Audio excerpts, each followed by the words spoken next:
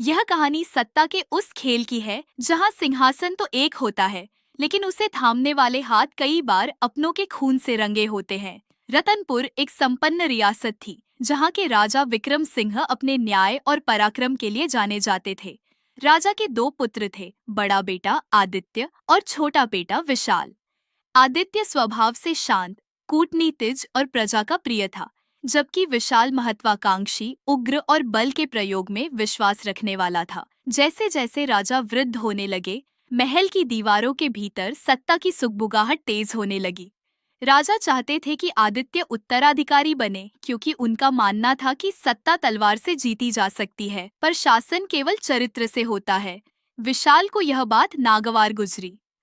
उसने अपने मामा शकुनी, जो कि राज्य के सेनापति भी थे, के साथ मिलकर एक योजना बनाई। उन्होंने गुप्त रूप से पड़ोसी राज्य के साथ संधि कर ली और आदित्य के खिलाफ झूठे सबूत गढ़े कि वह विदेशी ताकतों के साथ मिलकर अपने पिता का तख्ता पलट करना चाहता है।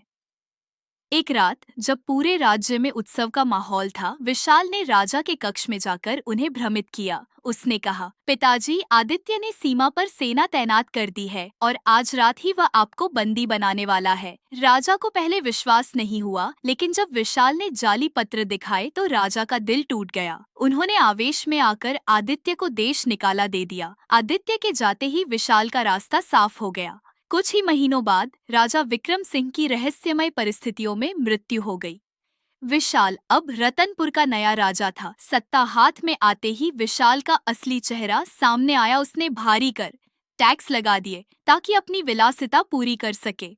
विरोध करने वाले दरबारियों को कारागार में डाल दिया गया। भय का ऐसा वातावरण बना कि प्रजा अपने ही घर में कैद महसूस करने लगी। सत्ता के नशे में चूर विशाल यह भूल गया कि जिस सिंहासन को उसने झूठ की बुनियाद पर खड़ा किया था, वह कभी भी ढा सकता है। इधर देश निकाला पाकर आदित्य एक साधारण किसान के भेष में राज्य की सीमाओं पर रह रहा था। जब उसे प्रजा की दुर्दशा का पता चला तो उसने चुपचाप असंतुष्ट सरदारों और दुखी प्रजा को संगठित करना शुरू किया। एक रात जब विशाल अपने महल में जश्न मना रहा था, आदित्य ने बिना रक्तपात के महल को घेर लिया। प्रजा खुद उसके लिए द्वार खोलती गई। विशाल ने तलवार उठाई, लेकिन उसके अपने सैनिकों ने उसे ही घेर लिया।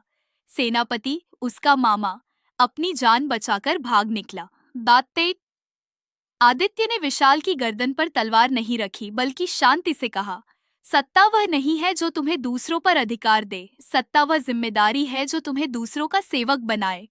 विशाल को बंदी बनाकर कारागार में डाल दिया गया। आदित्य का राज्याभिषेक हुआ, लेकिन उसने इसे विजय नहीं बल्कि शुद्धिकरण कहा। रतनपुर में एक बार फिर शांति लौटी, पर इतिहास के पन्नों में यह दर्ज हो गया कि सत्ता जब अहंकार बन जाती है तो वह अपने ही स्वामी का विनाश कर देती है।